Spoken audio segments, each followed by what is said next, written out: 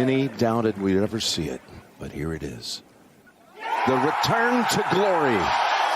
McDavid stops up. What a move. Shoots. Scores!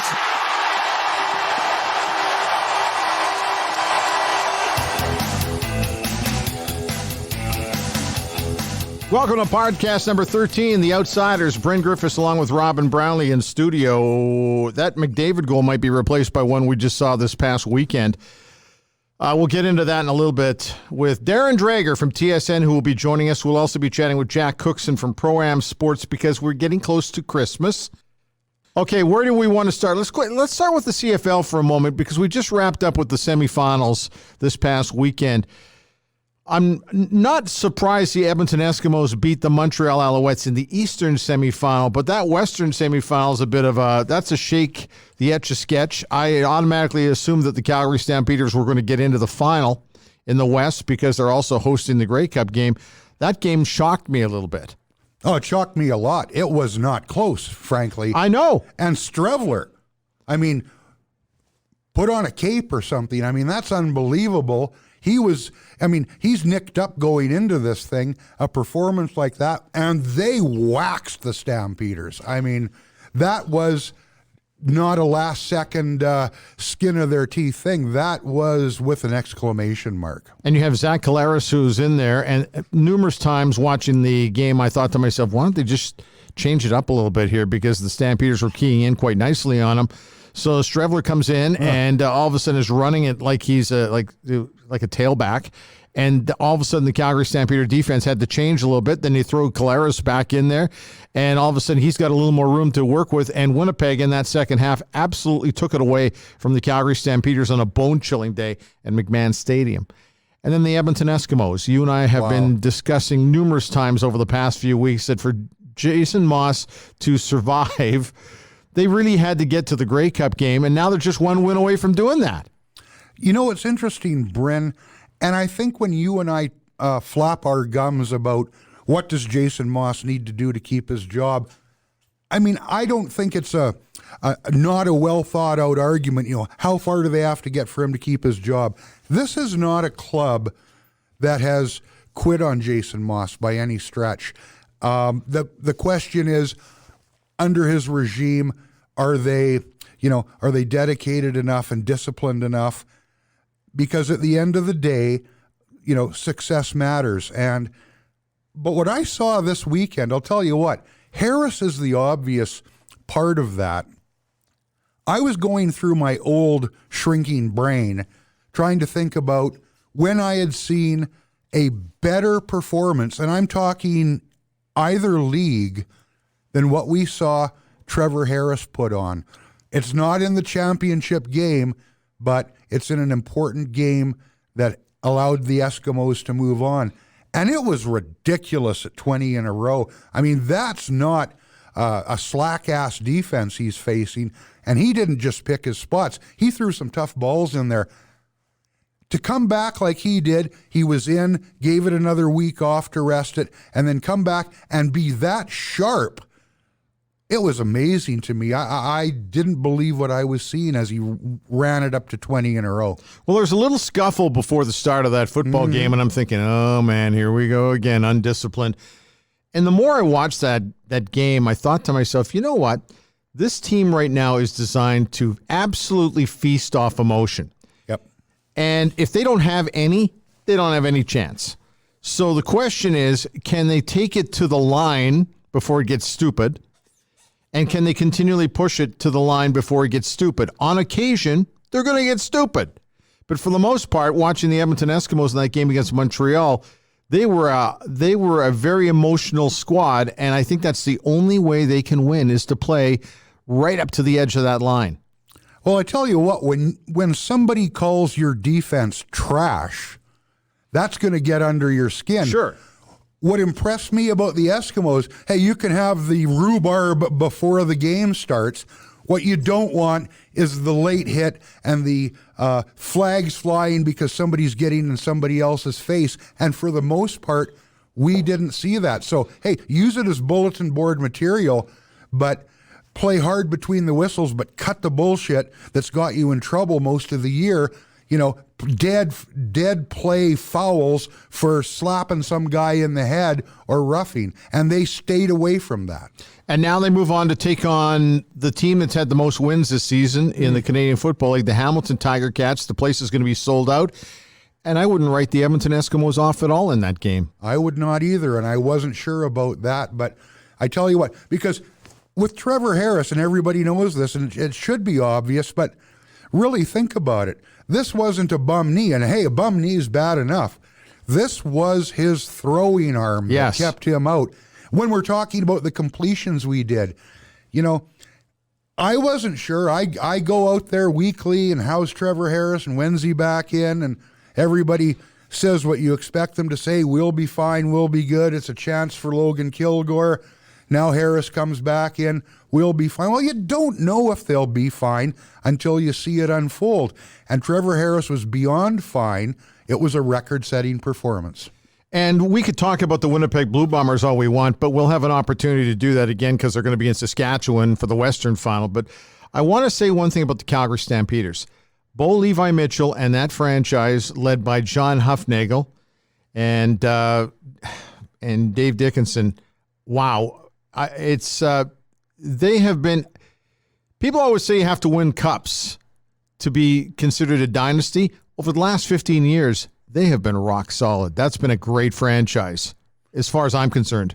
Oh, that's the Cadillac of the Canadian Football League right there. They're the flagship right now. You're not supposed to say that up Highway 2 from Cowtown where we are, but the fact is the Stampeders have been something special. And you know what?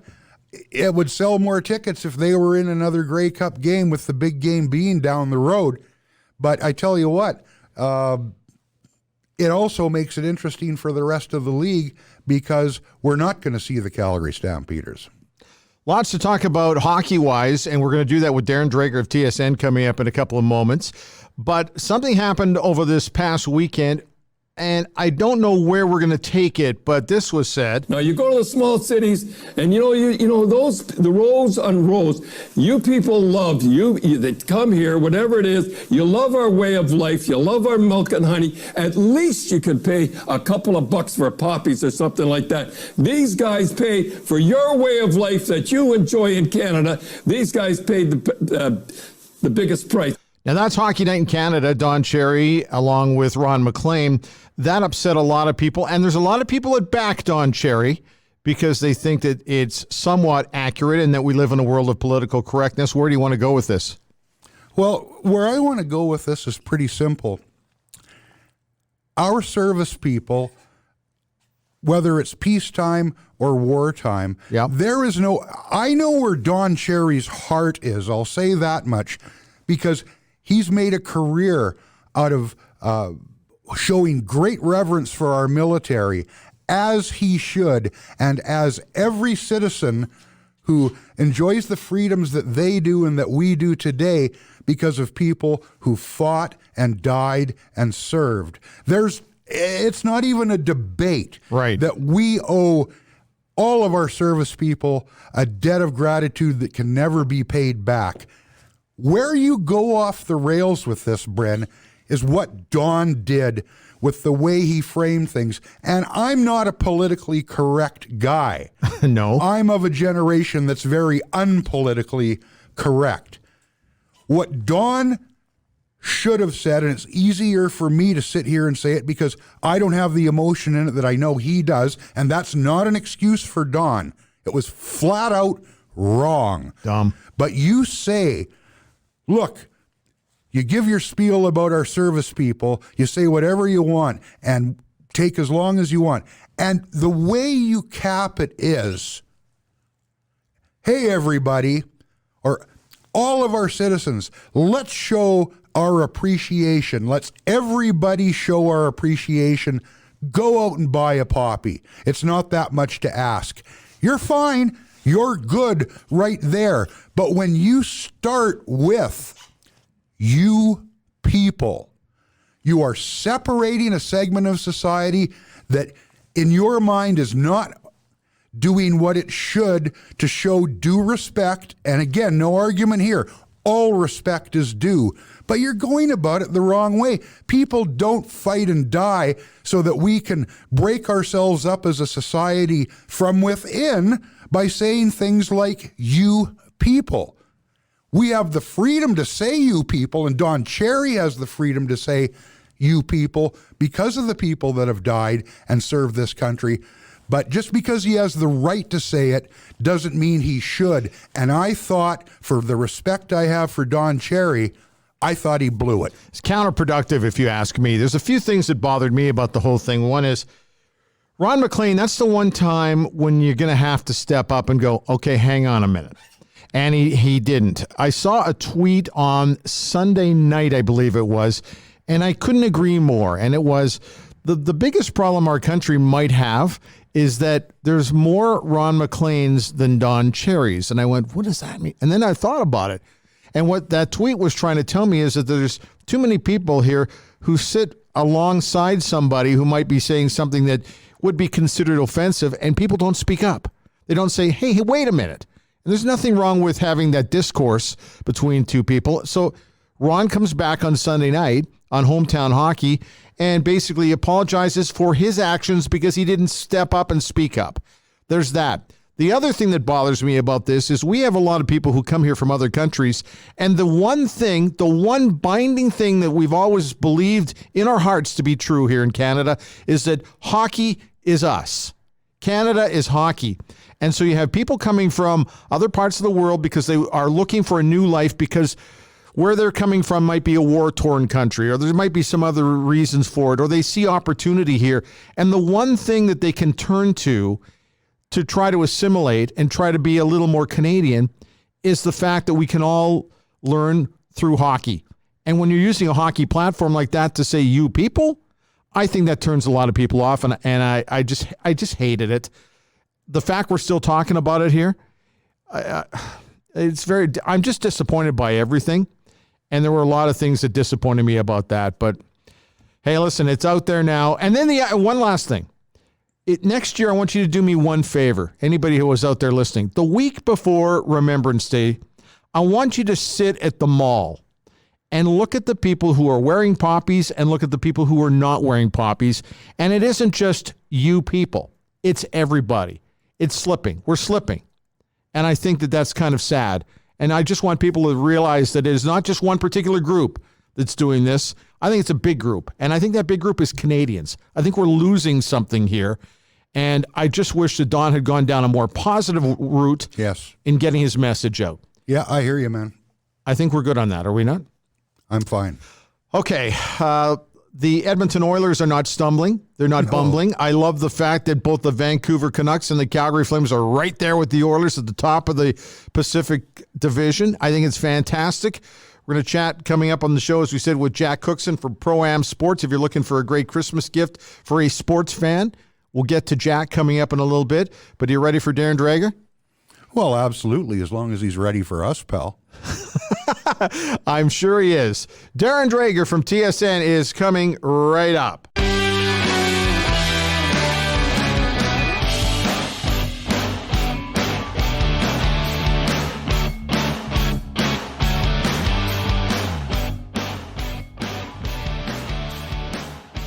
Okay, before we really get into it here with Darren Dreger from TSN, I do have to apologize, Dregs, because I kind of got Ray Ferraro all jacked up when we had him on our podcast a little while ago. I know you'll find it entertaining, but when we had him on, I suggested that you had told us that the podcast was going to be Dregs and Ray, and he kind of chuckled, and then he says, "That's so like Dreger. He's always putting the pebble in his shoe," and so I kind of misquoted just to get him going a little bit. I hope you don't mind. No, I don't mind at all. And in fact, full disclosure, when the idea of this podcast was originally pitched, and we thought it was a good idea, and then the people at UDO that we're working with thought, okay, well, now we've got to come up with a creative, catchy name. And it was simplified to Ray and Dregs. It was never Dregs and Ray, so I like your effort in that. But the actual name that was presented to us was Razor's Edge. And I didn't really care, but this is a good teammate that Ray Ferraro is. he actually said to the group, "Nah, I don't think that's right. I mean, this is about me and Dregs telling stories and talking about the news of the week, so we both need to be represented." So good old teammate Ray Ferraro. Well, you also don't want people thinking they're going to be hearing Daryl Ray with that kind There's of name another one, either, too. So. Hey, I see you were working the podcast audience last night, didn't I? Did I not see a tweet from you? Yeah. Somebody asked for a good pod to listen to because they were going to be home doing some work, and right away I just saw at Ray and Dregs. That was you. Well, it was Diana Swain here, and I don't know how familiar you guys are with the Swain name in the prairies, more so out of Manitoba. You know, her late great dad was a news anchor, I believe, at Global in Winnipeg years ago. And Diana, of course, very successful news anchor and news reporter. So I've known Diana pretty much my entire professional life. So I wasn't missing that opportunity when she tweeted out that, you know, she was convalescing or doing whatever she was doing at home and needed some podcast ideas. I was quick to jump on that. Have to ask you, too, about how much time it's chewing up, because you don't have a lot of downtime, Darren. Well, you know, this week is unique, and you guys know this because you do it. You know, it's not as simple as sitting down and just ripping an hour, 90 minutes, 2 hours, whatever the podcast length happens to be off. You know, there's a lot of setup time, and what complicates it even more with Ray and I is the fact that we're in different cities. You know, normally he's in Vancouver or he's traveling, and I'm in Toronto or I'm traveling. So that in and of itself is somewhat problematic. But then you've got to wrestle with the schedules and the flexibility of certain guests. And, you know, this week, as an example, we've got Dean Evison, who's a former teammate of Ferraro's, and now he's an assistant coach with the Minnesota Wild, as you know. So we taped that interview yesterday. Boys, you got to hear this. I mean, to listen to these two guys tell their stories from their shenanigans of the 80s and everything they did on and off the ice. I mean, it was interesting to say the least. So that's a part of it. And then today we're going to probably do the guts of the podcast. We'll lay that down. And we've got Tom Wilson of the Washington Capitals lined up. But to do that interview, Ray's got to be up tomorrow morning at 6:30 a.m. Pacific time. I don't know how he's going to do it.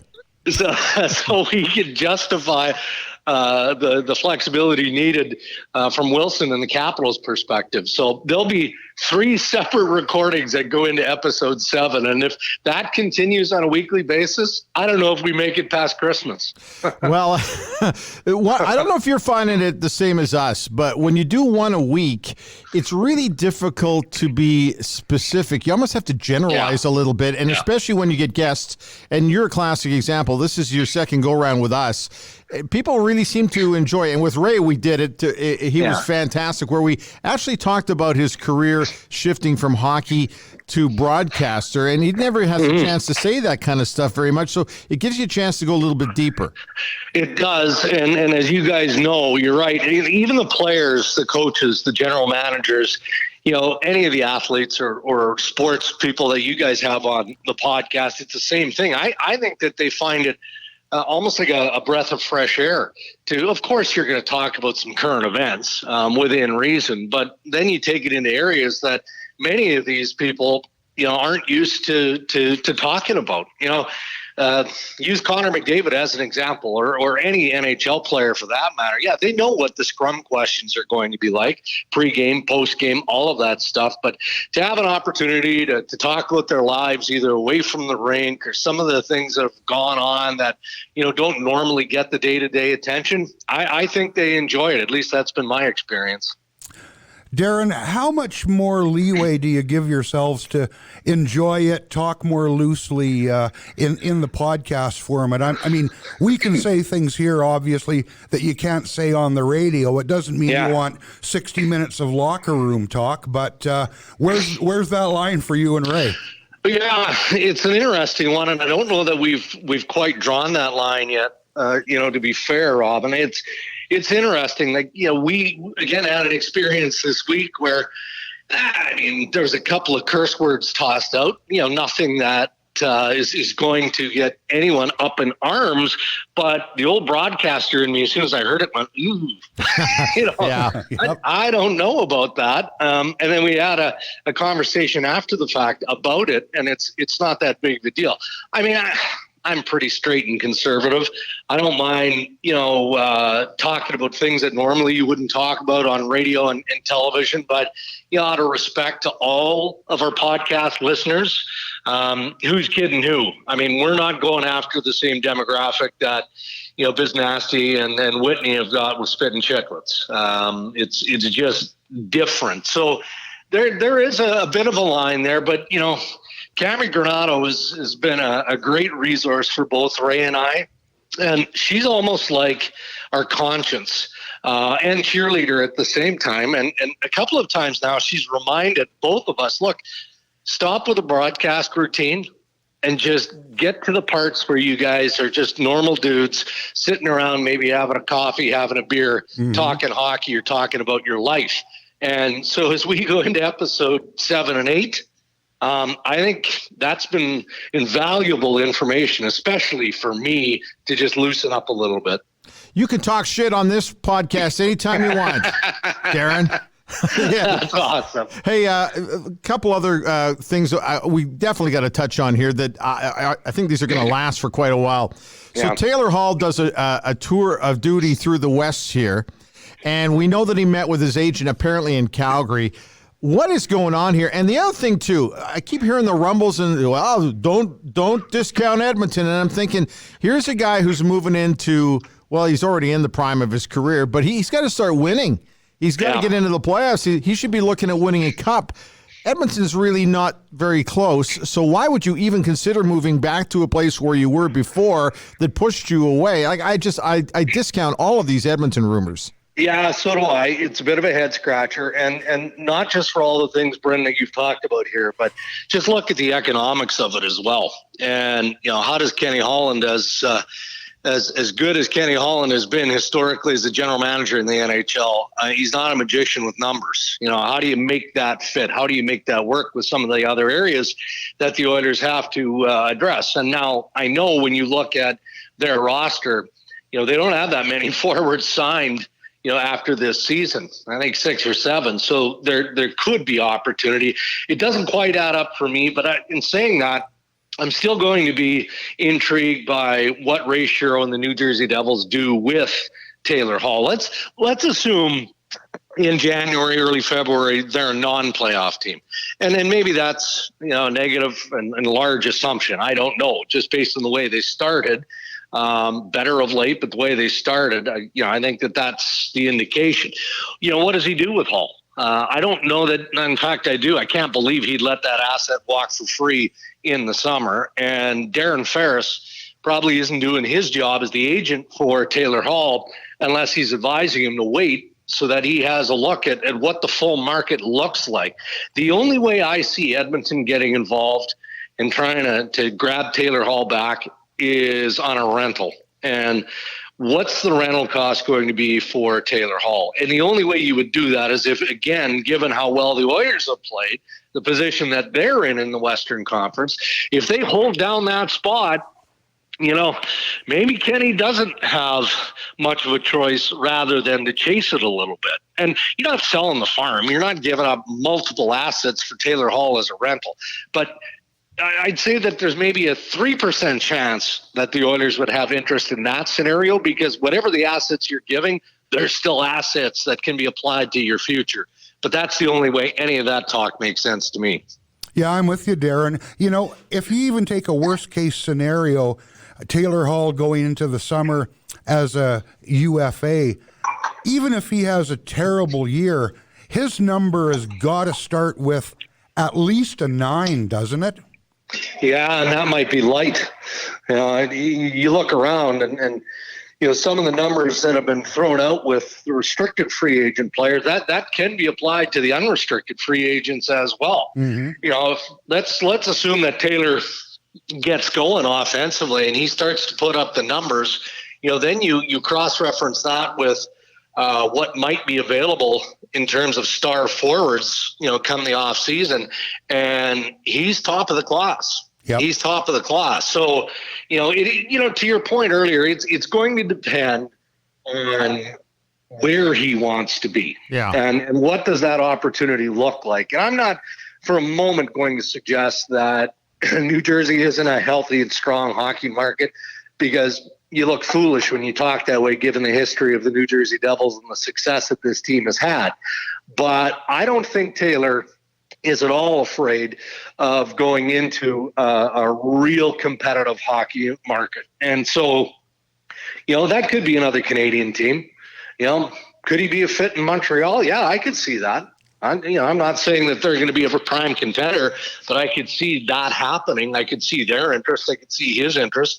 Boston comes to mind, but Don Sweeney somehow has almost created a human salary cap there in Boston. Yeah. And how does Hall make more than Pasternak or Brad Marchand? Go down the list. So as much as the Bruins might be able to use him, I don't see it as a good fit. But that type of market, that sort of scrutiny and whatnot that Hall would have faced in Edmonton, I don't think he's worried about that at all. And in fact, I think he feeds off that. So if he makes it unrestricted free agency, it'll be fascinating to see where he lands. What about the city just to the south of us? They need to shake things up a little bit. I don't see a lot of panic there, but perhaps there's something not quite right. I've watched enough of their games this season that they just seem a little bit out of sync.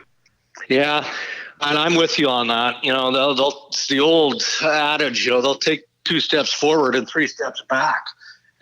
And, the mistakes that are being made are alarming when you look at who's making the mistakes. The experience of Giordano and who's not, providing the majority of their offense, be it through Gaudreau or Monahan, and go down the list from there. Bill Peters is interesting. I like Bill Peters. I think he's a good coach, but man, he can be hard-nosed. And anybody who played for him in Carolina knows that, experienced it. And those who didn't know much about Bill Peters as players in Calgary, well, they know him well now. And for him to play that card as early as he did last week, where he's essentially calling out everyone, starting with Lindholm and Giordano. Maybe they're easy targets because, the one guy leads in scoring and the other guy's your captain and the Norris winner. I mean, I guess it's easy to single them out as Exhibit A. But from that old coaching manual, where do you go from there if the response isn't not just immediate, because there was a bit of a pushback, but then consistent after that? So I think that if they run into more trouble moving forward here, then maybe it's on the general manager to step into the mix and start moving bodies again. Yeah, Darren, I think you're right. You can only play that card so many times. There's coaches with a shelf life. We all know who they are. I mean, every coach has a shelf life, but ones that are shorter than others. I mean, we just had Hitchin here, last season, the demanding kind of guy you talk about. You only get that card to play so often. Hey, how about another guy in your backyard? How does Babcock handle the Maple Leafs now that they're struggling a little bit, and now they've got Marner out for a month? That's a big hole, and they haven't exactly overachieved to this point. No, he's had to deal with injury this year already with, Tavares out first with a broken finger. Now you've got the ankle sprain that will keep Marner out for a minimum of 4 weeks. And that's a tough one. Marner on so many nights is the driver, as Babcock likes to call him, on that team. And there's been some criticism of Mitch Marner to this point of the season. You don't replace a player like that. I mean, from Babcock's perspective, I guess the good news is he does believe that he's getting Zach Hyman back, and he loves Zach Hyman. But if I look at the Chicago game, the Toronto Maple Leafs just came ill prepared. They were outclassed the start of that hockey game. That first period was a debacle from Toronto's perspective. So why is that? Why isn't that team as ready as they need to be? I get it. It's back-to-backs, but if you want to play the back-to-back card, then take a look at the statistics of back-to-back games that the New York Islanders have played. The Islanders don't seem to be having any trouble winning that second game of the back-to-back. So every team has to deal with that. So, yeah, there are some red flags that are in the air around Mike Babcock, but I don't get the sense that he's truly on the hot seat. That can change. It can shift. No question about it. But I think that he will be on the hot seat, but that hot seat, won't reach white hot until near the end of the season. If the Maple Leafs were to fail to qualify for the playoff spot, forget about it. It's over. They're moving on. Sheldon Keefe would be the next coach. If they don't get past round one, I think the same applies, and it might even apply if they lost in round two. But beyond that, if they manage to get to the Eastern Conference Final, then obviously I think he'd be safe. Hey, one of the big issues, we saw a goal by Charlie Coyle. Do you want to get into that with the offside stuff that's been going on? Yeah, I mean, what's bizarre about it is, we can all see just with the eye test that this isn't the way the rule and the review process was intended to be utilized. I mean, it obviously was designed to cover their ass, for the egregious. And you can go back a handful of years ago when Matt Duchene of the Colorado Avalanche scored a goal and, he was like 10 feet offside. Well, that's why the review was put in place. Right. But what's interesting is, guys, I don't know if you caught it or not, but I did a GM poll, just a flash poll on Thursday last week. And I had 28 general managers respond. And I believe 15 of them off the top of my head said that should have been a good goal.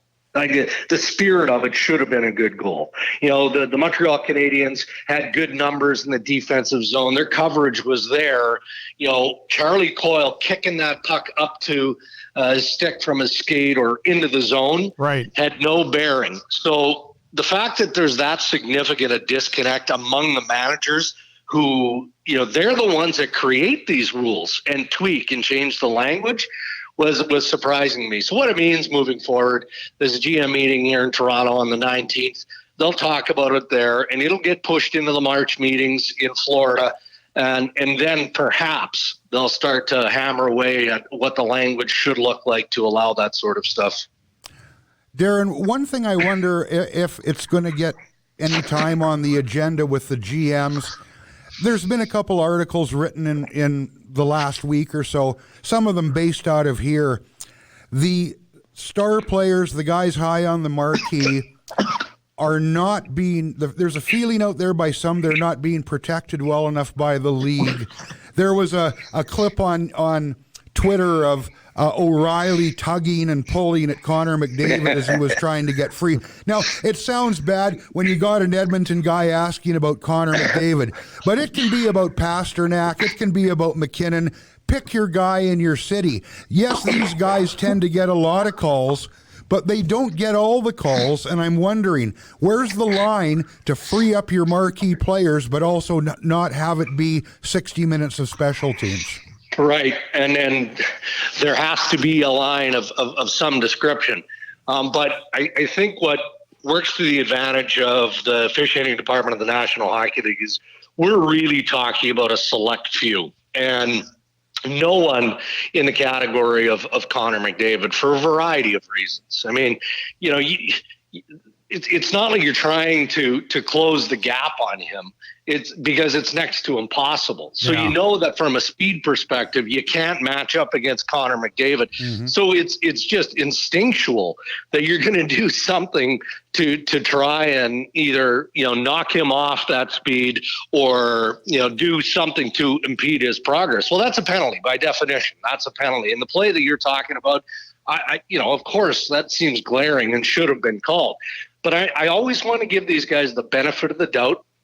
And knowing this, and we all do, it's still a judgment game in so many ways. That's a missed call. That's all that is. That's a mistake made by the officials. And I guarantee you on a nightly basis, because I've been down this road with Stephen Walken, the director of officiating, many times before, they clip all that stuff.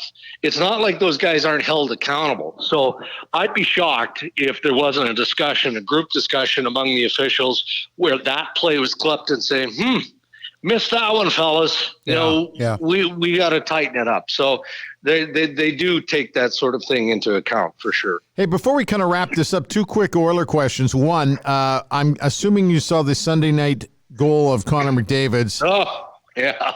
Oh, man. How do you stop that? Well, and it's funny because it's a huge topic of conversation, of course. It's so spectacular. It's insanely good. How do you stop it? I don't know. I was joking with someone earlier about how, we're all kind of familiar with the Connor McDavid level. And that level is above everyone else in the NHL. With great respect to Sid and Pasternak and all the great players, there's some guys pretty close, and Leon Draisaitl fits into that conversation as well. Yep. But that's next level to Connor McDavid's level, that goal. So here's hoping that he's got another level to the 2 levels that we've already talked about, because it's going to be stuff that we can revel over and have fun with for a long time to come. His ability, the hands, the vision, the hockey IQ, the speed, all of that is undeniable. We can see that, and we see it on a nightly basis. Maybe what we haven't measured accurately to this point of Connor McDavid's career is his will, and his want to compete, and his absolute love of winning. Because how else do you describe what he did in staying in that play? And then the execution, the finish is pretty obvious. I mean, again, that's part of an unbelievable skill set. But the will to just continue to keep his feet moving and drive and keep that play alive. At that speed. I mean, I don't know, man. That's hard one to describe. And here's the other thing, Darren, that I took away from that afterwards, after the goal actually sunk in. We want the best players to be in the game. We don't want them injured. We just talked about Marner now being out for a month. It doesn't matter who you take out of that Art Ross scoring race. You don't want players injured.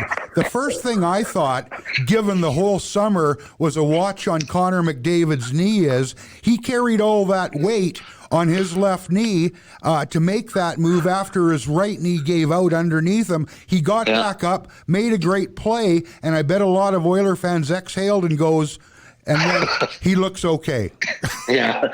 Well, and maybe that was the sniff test that you finally had to pass. I know one thing that I know is, and there was some consternation over the course of the offseason, both locally in Edmonton and nationally, because no one had access to McDavid. And he didn't go to this event, he didn't go to that event. And why is that? Well, I mean, he was 100% committed and focused on his rehabilitation. And now we can appreciate why, because obviously all the work that he put in and he continues to put in to stay healthy and stay tip-top condition and strengthen not only the knee and the leg, but just generally get stronger is paying dividends. But maybe we're asking this question, and it's fair to watch more closely if he doesn't put the work in that he obviously put in getting healthy in the summer. Have to ask you this one, because this question's been asked around here an awful lot as we approach the midway point of November, and we so often look at U.S. Thanksgiving as being a real telling mark. Are you still kind of looking at the Edmonton Oilers right now and wondering, okay, so when are the wheels going to fall off a little bit here? Because over the last week or two, Ashley Connor has been their second best player. Yeah. No, I'm not asking and wondering if the wheels are going to come off. I do think that, Edmonton's going to come back to the pack a little bit. Yeah. And, by doing that, you've got to have teams beneath them that maybe gain some traction and get going. And obviously in the Western Conference, there have been some surprises. Dallas looks to, got some of their swagger back. So, maybe we measure again at the 40-game mark, what's happening with the San Jose Sharks in that Pacific Division as well. I mean, it's a little bit goofy what's not happening with San Jose. Maybe they can pick up some time. But, I mean, in the bigger picture, when I look at the Oilers, aside from what keeps us fired up, and then that's the play of that primary line typically, I think that there are some good signs. I mean, the goaltending has been has been solid. Most nights, I would say it's above average. And if you get that, then because of the parity that exists around the National Hockey League, you've got a good chance to win. I don't think that Kenny Holland is going to deviate from the plan and add some pieces. But you know what? I didn't expect the Detroit Red Wings last week to land Robbie Fabry. I mean, that's an excellent pickup for a team that is fully in rebuild and is probably better off to lose more than they are to win from a draft perspective. So maybe an opportunity like that to help some of their secondary scoring, add a piece in the bottom six surfaces, and he makes a move like that. Got to say before we let you go, and Robin and I were talking about this over coffee before you came on today on the Ray and Dregs podcast that you guys do. We've determined that you're our favorite. Oh, between Ray and I, or just period? Just trying to stir it up again. I'll make sure to pass that along when I talk to Ray. I'm sure you will. It's Dregs by a mile, isn't it? Hey, listen, thanks very much for this. This is twice. We don't want to bug you too much during the season, but your time is so valuable. What city are you in today? I am in Toronto. I've got Stamford, Connecticut on my list of to-dos this week. And then other than that, just quiet time. Not a whole lot going on. And your outdoor rink, when are you starting that? Yeah, that one doesn't get going normally. Again, with Mother Nature, we'll find out here. Based on the forecast, might be sooner rather than later. Normally, I wouldn't get out there until around Christmas. Mid-December is usually a good starting point for the initial sort of setup for me, and then we get after it, from that point forward. I've never asked, what's your favorite CFL team? Are they still playing? Saskatchewan Roughriders, man. You knew that before asking. I know. I just wanted to kind of set that one up. Thanks for your time today. We appreciate it, as always. Never hesitate to ask. Thanks, Darren. McDavid fighting through Silverberg. Goes backhand and roots it. Second of the night. That's how good Connor McDavid is. So you're telling me there's a chance? Yeah! Fresh air and fun. Experience it all this summer in a new RV from Carefree RV. Trade up to the perfect bunk model from reputable brands like Winnebago and Forest River. So many floor plans and payments starting at just $53 bi-weekly. Plus, 1 free year of CoachNet warranty on all RVs. Carefree RV. Open 7 days a week in Edmonton and Leduc. Online, carefreerv.ca. Carefree.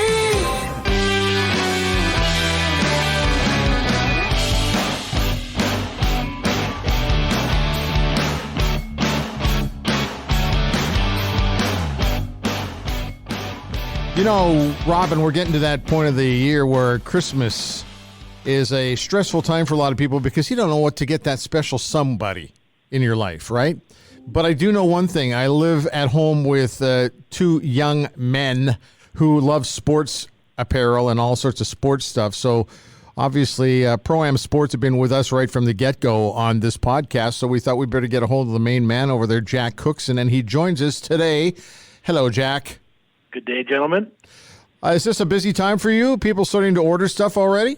Oh, yeah. I mean, the beauty about our business is, when after Labor Day hits, guys get back to training camp for the NHL, NFL gets going. October is the best month of the year, and if you think I'm wrong, then you're wrong, because it just absolutely is. And then that rolls into the holiday season, where I would say in about 5, probably this weekend, our clientele will stop being the people that purchase for themselves, and they'll start being the people who are gift giving, and that'll be the way it carries up until about a week before Christmas, because most people who gift give are good planners, and like myself.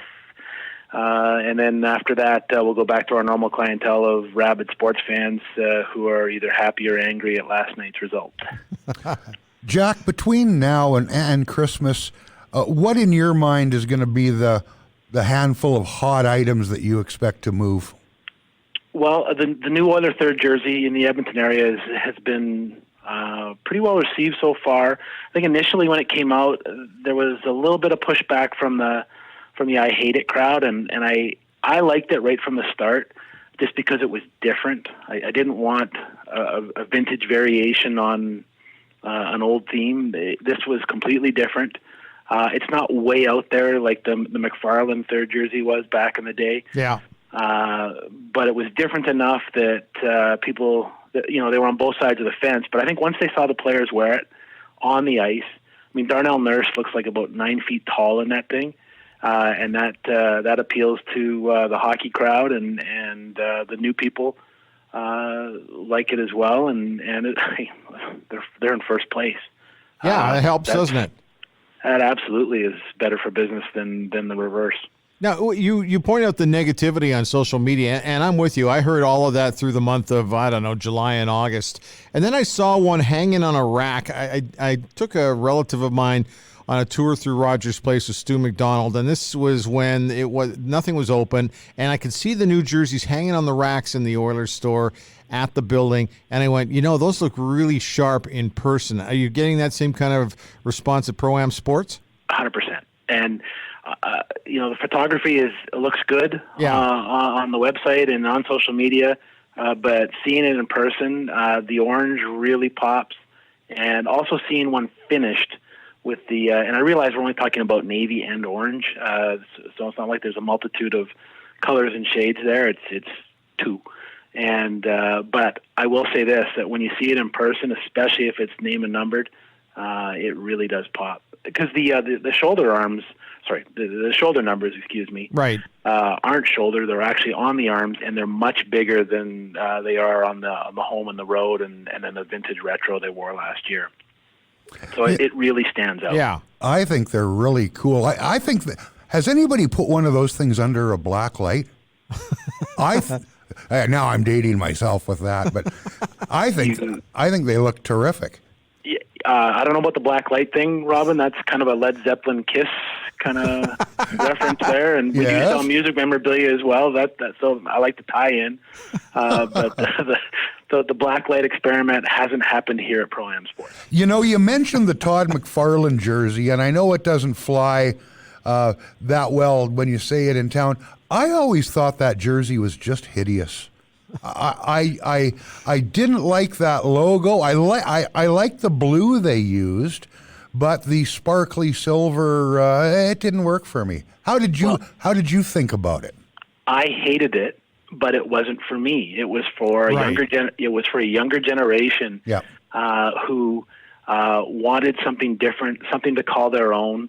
There's a real deep connection with the 80s Oilers, with a certain vintage. Unfortunately, I am clearly in the middle of that vintage, as my teenage daughters like to tell me all the time. So it was never for me. So the fact that I didn't like it was cool, but those who did loved it. And here's the craziest thing: those things are red hot on the buy and sell places, the Kijijis and the Facebook marketplaces and the eBays these days, because people want to go back and relive a different kind of history. The Jason Arnott, Doug Waite, Shane Corson, Jason Smith, Dwayne Rollison, Fernando Pisani era is not, Kevin McClellan, Marty McSorley, Dave Semenko, Wayne Gretzky. But it matters to a large group of people, and they all wore those jerseys, and we're seeing a ton of them come in now that we're doing up with name and numbers. If they're blank, they're going for way more than they would have back in the old days. Now, let me just tell you a little story out of school on that, because I worked for the Oilers when that jersey was announced. That logo, or we used to call it the falling bolt, that jersey was the secondary selection by the hockey club. That was not their primary design. The initial design for the logo was basically squashed by the National Hockey League because they thought it looked a little too close to the Detroit Red Wings, with the wheel and the wing and that kind of thing. So we kind of had to settle for second best on the logo. I don't know, and I'm with you. And this goes back to the discussion we had not long ago about Heritage Classics. They're not really for the average fan watching. They're for the community that you're trying to market to, and I guess that's pretty much what you're saying here, is that you and we don't fall into that category, but there were plenty who did. Yeah, absolutely. And the Oil Man jersey, the one with where they introduced copper, and then the rig worker on the shoulder patches. We're seeing those come in left, right, and center. And the crazy thing about that is we're not just doing up the names that you would expect. You know, of course we're doing Smith and we're doing Waite and Guerin and we've got Fernando Pisani coming in a couple of weeks to do a private signing for us. So, you know, we do see those guys, but we're seeing Ulanov. We're seeing the random names, and clearly you're going from collector with a Ryan Smith or a Doug Waite or a Billy Guerin or Fernando Pisani to somebody who just wants to be different, and so they're going with that's my favorite one right now is Igor Ulanov. But we actually did one up the other day with McDavid, and we've done a Gretzky up. So it's just whoever you like, go for it. My favorite one is we've done a lot of name replacements over the years, and my favorite one is we took off a Bonsignor name bar and put on Nintendo, because if Jason Bonsignor, if you recall, wore number 64 in the famous Nintendo video game Nintendo 64. So there's a few of those floating around. I tell you, Jack, when Igor Ulanov, when you meant I would line up to get something signed by Igor. We were on a road trip, and in back-to-back games, he got hit in the throat by a slap shot in Columbus, and then 2 nights later at Madison Square Garden, he took a puck right between the eyes, cut him for 22 stitches, didn't want to leave. They had to make him leave the bench and go to the dressing room to get sewn up. He gets on the plane. Now the altitude makes him start to swell up like the Elephant Man with stitches. And I said, Jesus, Uli, you look terrible. Are you even going to be able to play, whatever, Tuesday against so-and-so? He says, Robin, my leg, it is not broken. Of course I can play. And that was Igor Ulanov. I mean, the guy was, he should have been in the movie No Country for Old Men. He is that Shiger character, is he not? Yeah, there you go, and that's the random names that we're really enjoying sewing up on all of these vintage jerseys that have come back, and we get asked all the time when we advertise the fact that we do the sewing for those retro jerseys. Well, can I get that? And I'd love to, but unfortunately, in today's new world of NHL merchandise, they're looking forward right now and not looking in the rearview mirror, which is a shame because there are some great old styles that people will still want. Like last year, the Hurricanes wore the Hartford Whaler green jerseys, and they look gorgeous. And we sold a ton of those. And you know, of course, there's Hurricane fans in the Edmonton area, and you know, we sold a few of that, some Sebastian Ahos, but we did a bunch of Mike Liutes, we did up some Brendan Shanahans, we did a Chris Pronger. You know, we always tell people wear that with. We make them sign a waiver if they want us to sew up Pronger. They go out in public in Edmonton. You know, so it's that's the craziest thing is the random names that go on the back, and it's the vintage stuff that's a lot of fun for us, especially for an old fart like me. Okay, so with Christmas coming, if I wanted a Boris Mironov jersey or a Yanni Niedema jersey, how long would it take to turn something like that around? How much time would you need? Well, right now we're at 10 to 12 business days on a sewing project. Our Christmas cutoff will be the 29th of this month, so November 29th, Friday the 29th. Okay. And then after that, we just tell people, listen, we'll try our best, but we make no promises. We don't want to be the reason why we ruined your Christmas. Other than jerseys, the one thing I love about walking into your shop is the pictures on the wall are absolutely sensational. Is that a hot seller for you, or is it still jerseys first and then everything else? No, we have a it's not a new product, but it's really refined over the last couple of years, and it's stretch canvas. We've got it down to the right size. It's 24 by 30, and it's $119.95, and we've got it in NHL, NFL, Major League Baseball. NBA. We just got some Mike Soroka, the Calgary native, who had just an unbelievable year for the Braves. Lots of NFL canvases, but of course our number one selling canvases are Oilers, and we've got both vintage and current guys. And with the Crosby McDavid matchup that just went off again this past weekend, one of our best sellers is a overhead face-off shot with Connor and Sid, and those go for $120, and we cannot keep those in stock. It's we just got another shipment in on Friday, and I was doing an order over the weekend. Jack, if we're talking post Stanley Cup era Oilers, is Connor McDavid the most popular jersey? I don't know if he's sold the most by now because he's only been around a few years. I'm thinking McDavid, Ryan Smith must be pretty close to 1 too, huh? Yeah, but so obviously, Smitty is Smitty, and he'll always be that guy. Mm-hmm. But there's McDavid just does some "Are you kidding me?" stuff on almost an every night basis.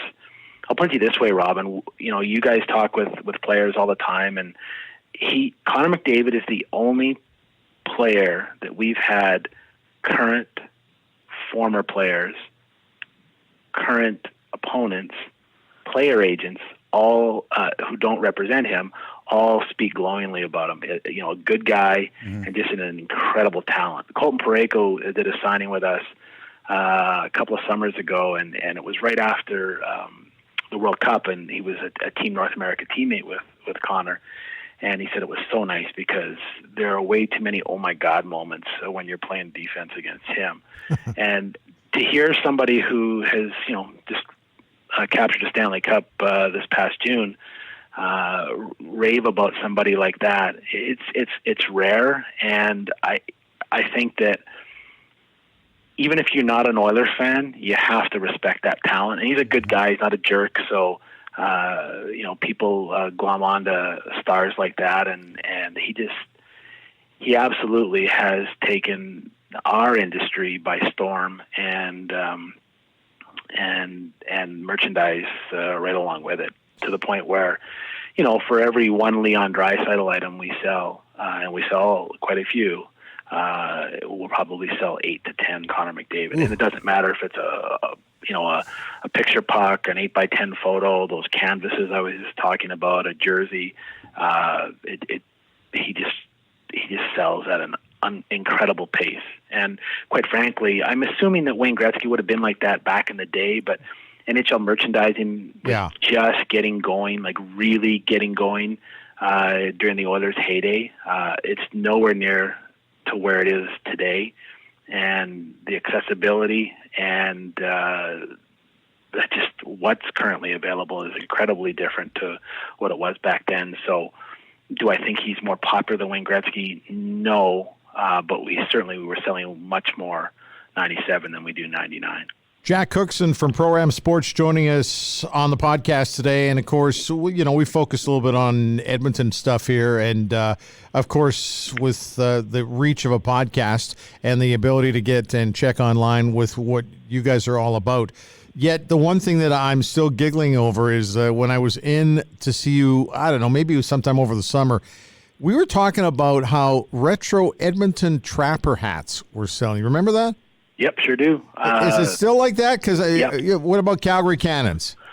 We don't have any Calgary Cannons, but we're going to probably change that in the new year. We're going to ride what we've got for now, but the Trapper stuff, and there's 3 different versions. There's the original red, probably most recognizable during the Chicago White Sox era of Trappers, then move on to the navy red caps that were the hallmark of the Angels, and then the last cap with the all black with the teal with the Trapper man on the front that was what they were wearing in the mid-90s. So we can't keep them in stock, and they're featured on our television ad, and I always get a kick out of our analytics when that ad flashes during an Oilers game. I end up seeing the word Trappers under our search bar pretty quickly, and it's amazing for a team that's been gone for some time, and it was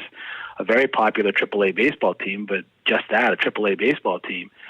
People love retro, and we cater to that here a little bit, and we've got some. I'm looking at a California Golden Seals hat that's on my desk that I stole off of the showroom floor that I'll wear around the building every once in a while. And we've got lots of vintage NHL T-shirts, Kansas City Scouts, Vancouver Millionaires, Toronto St. Pats, that kind of stuff. And, Sweet. And so if you're old like the three of us, yes, we've got something for you. And if you want to make fun of old people like the three of us, yes, you can do that here at Pro-Am.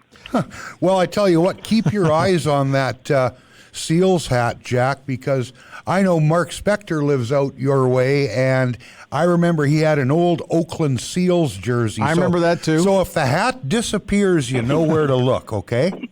I thought only I had to worry about Chicago Cubs stuff with Spec, but I'll take that under advisement. Hey, and before we let you go, what about Riders stuff?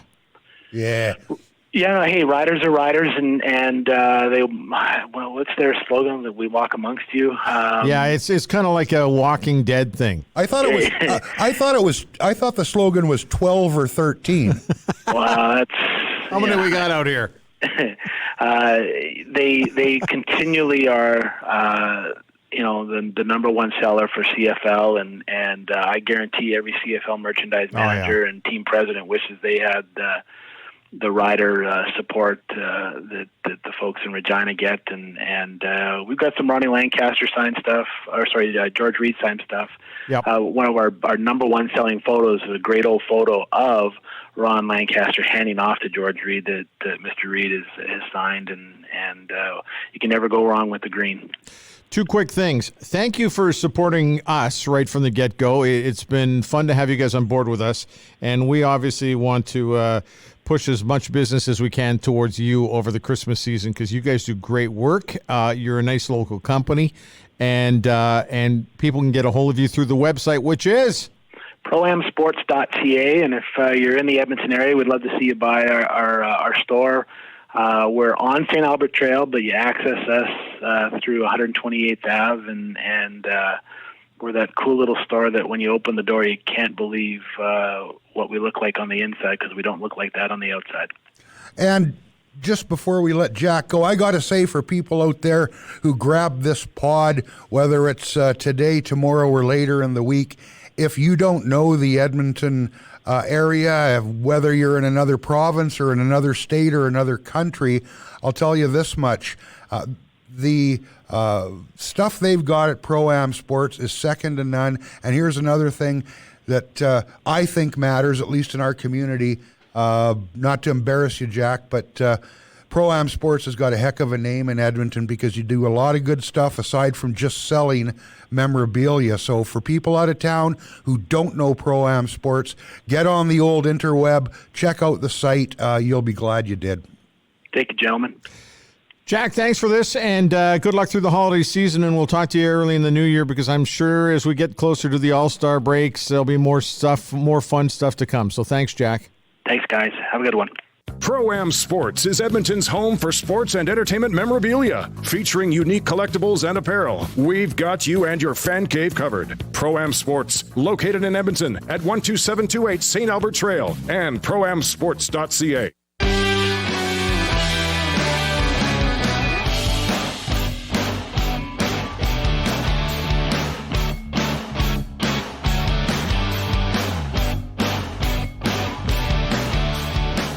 Wow, there you go. So another exciting episode. It was a fun episode today. Darren Dreger from TSN and Jack Cookson a couple moments ago from Pro-Am Sports. So the week ahead, lots of hockey ahead. By the way, can I just tell you what I did this past weekend? Sure. This was my Sunday viewing. I came in, I did some work here in the studio, and then I went home, watched the CFL Eastern semifinal. Then, as soon as that was over, watched the MLS championship game, watched the last half between Toronto FC and the Seattle Sounders, which was very entertaining. 70,000 people in Seattle watching that championship game. Then I flipped over and watched the CFL Western semifinal between Calgary and Winnipeg, which was quite exciting. Then I watched a little a little hockey action on Sportsnet. I watched the Leafs in Chicago, and then I watched the Oilers at Anaheim, and then I thought I was done, and then I went, wait a minute.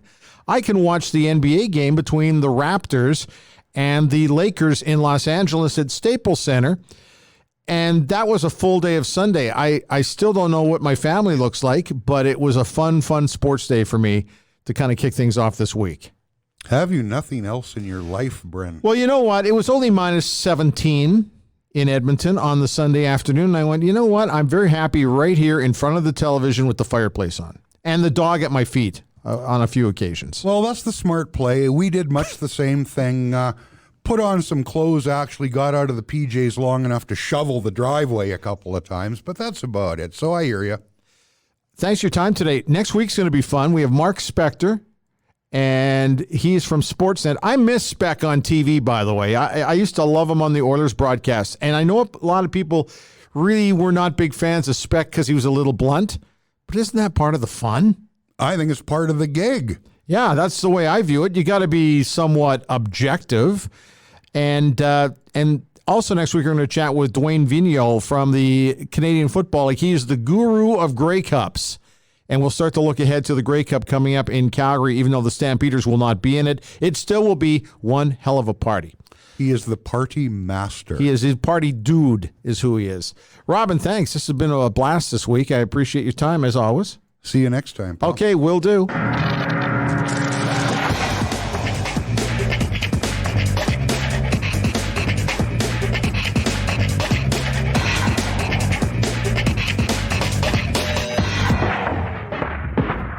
Was recorded earlier because we were ashamed to do it now.